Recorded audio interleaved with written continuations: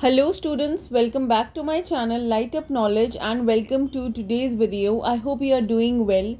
In today's video, we will cover another literary term, pathetic fallacy. There is a separate playlist of literary terms and forms on my channel, the description of which will be available in the description box. So this video happens to be very important for the purpose of UGC NET English exam or other English entrance exams. So it's a request to my students to watch this video completely, as a part missed can cause an incomplete understanding, which I am sure no one wants. Now without any further ado, let's jump right into the video. Let us talk about the origin of the word pathetic fallacy. So the phrase, because it is a group of words, pathetic fallacy is a phrase which was invented by John Ruskin, and he invented this word in the year 1856. So pathetic fallacy is a phrase which was invented by John Ruskin in the year 1856. Meaning of pathetic fallacy. Pathetic fallacy is employed to signify any representation of inanimate natural objects that ascribes to them human capabilities, sensations and emotions. So basically, if you see closely, when you give humanizing attributes or you attribute human quality to the objects of nature which are inanimate, which are non-living, that is the use of pathetic fallacy. So basically it is employed when humanizing traits are given to nature and it responds with feelings, and basically it mirrors the emotion of human beings in sympathy. That means pathetic fallacy. It is employed when you attribute human qualities human qualities to inanimate nature and you think that it's capable of emotions. That's the usage of pathetic fallacy. If you see these examples here, angry sees, this human is angry, it's a human quality. Being angry is a human attribute, but it's given to sees, angry sees. Similarly, you have another example, cruel wind. So here human beings are cruel, right? It is a humanizing attribute, humanizing trait. Wind cannot be cruel, right? So cruel wind is a pathetic fallacy. Next is weeping flower. So basically flower, inanimate natural object, and you given a humanizing trait, weeping. Human beings weep, right? So weeping flowers. Similarly, smiling sun. Human being smile is a human attribute, but human attribute is given to nature, which is pathetic fallacy. Let's talk about some features of pathetic fallacy.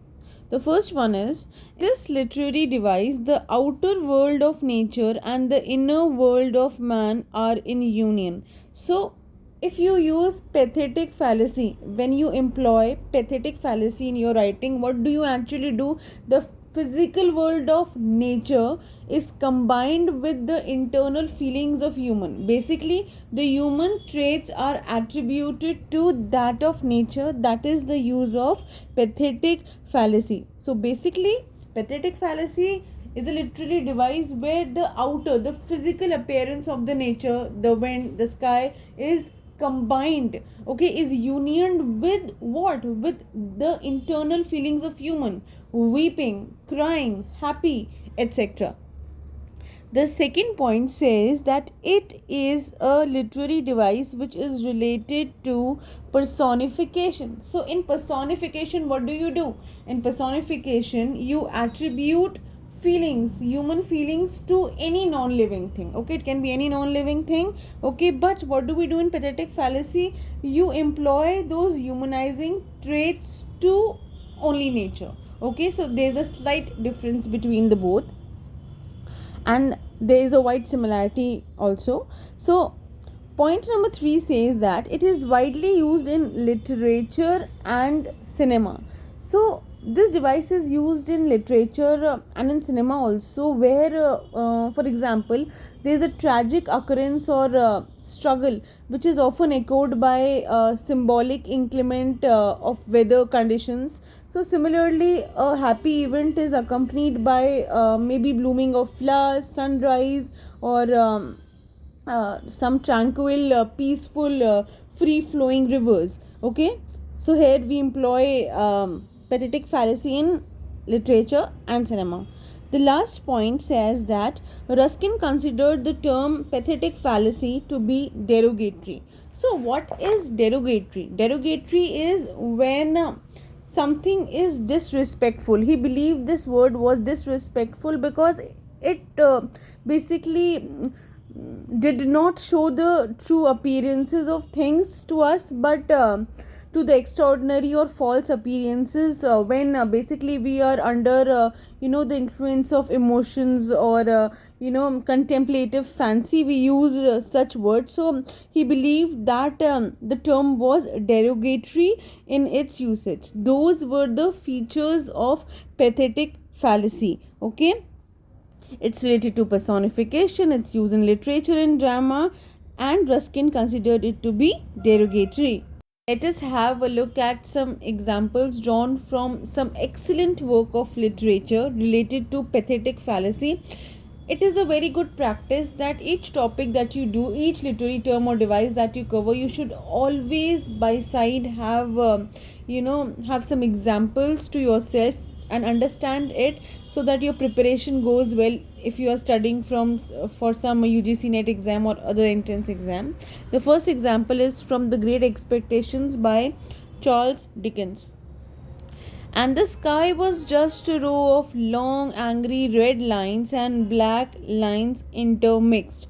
So here this example brings us a beautiful view of the term pathetic fallacy, because here we observe sky, an element of nature, combined with a humanizing trait, that is angry, long angry red and black lines intermixed. So here sky, the nature is attributed to anger, which is a humanizing trait. So that's why this becomes a beautiful example of pathetic fallacy being employed in a structure. If you see the next example, which is also a beautiful one, and it belongs from Jane Eyre's, which is written by Charlotte Bronte. If you see this example, if you read this example, that's also very beautiful, precise statement containing pathetic fallacy. Nature must be gladsome. Nature must be gladsome when I am so happy. Nature is again an inanimate element. Okay, the physical element nature is combined with the inner element of human, and that inner element of human is being glad.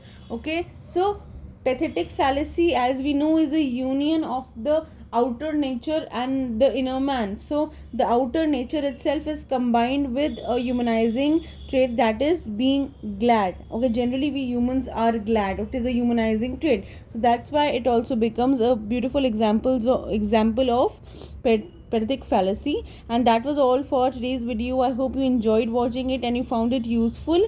If you did, please like, share and subscribe to my channel. Keep learning and keep growing.